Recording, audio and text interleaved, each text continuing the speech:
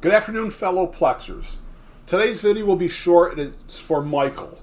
He's struggling to have both a Spanish audio track by default alongside an English commentary track. All he ends up with is the commentary track being picked by default by Plex, which means his server must be set for the English language, like mine is. Well, there's a workaround that's a pretty good fix for most client devices, Mike, but not all. And I think you'll be happy with the fix. So let's start off. This is the original file. Let's open that in VLC. All right, the audio has two tracks, one Spanish, one English. Nothing too important there. So now let's open this in MKV Toolnix to adjust it. So we're going to take this English track and remove the language. So I can hit the edit pencil over there, hit the little drop down, and just go up and choose undetermined. Click OK. Now I'm going to give it a manual name.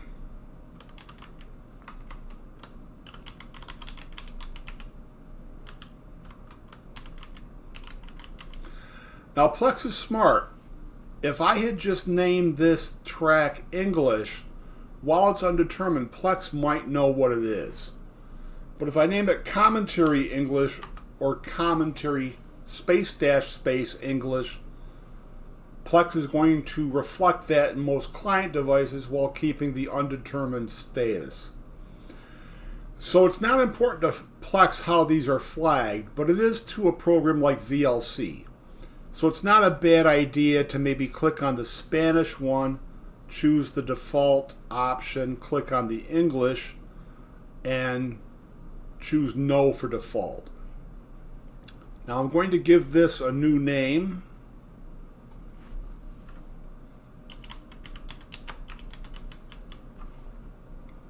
And just hit Start Multiplexing. And it happened down here really fast.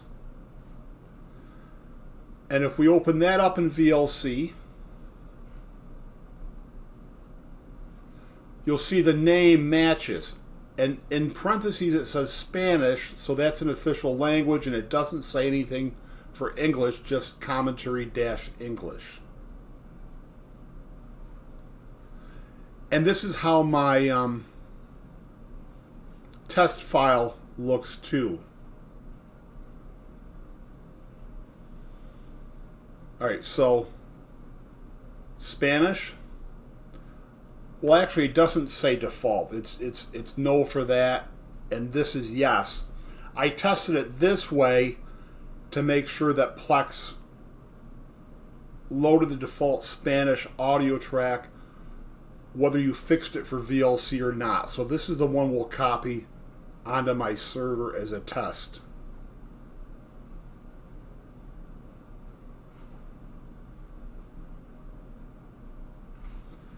Okay, it copies quickly. And let's scan this library. Now I've got a music scan going on right now. Okay, let me pause the video and I'll get this set up to add to a test server and not my main server. Be right back. And I'm back. So I'll use the test server running in a Docker container on my newer Synology NAS. And I put the structure into the same kids library. And this is all public domain media. So let me scan this library.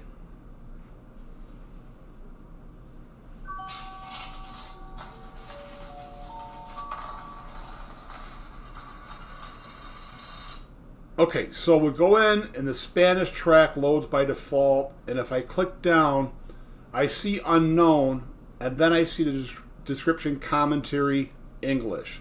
Now you won't see this in every client app. My NVIDIA Shield with Android TV, Google TV shows it, my phone shows it, but the HTPC client app that I'm not prepped for,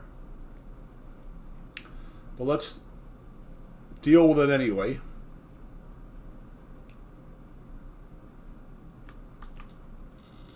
All right, let's go find that test server.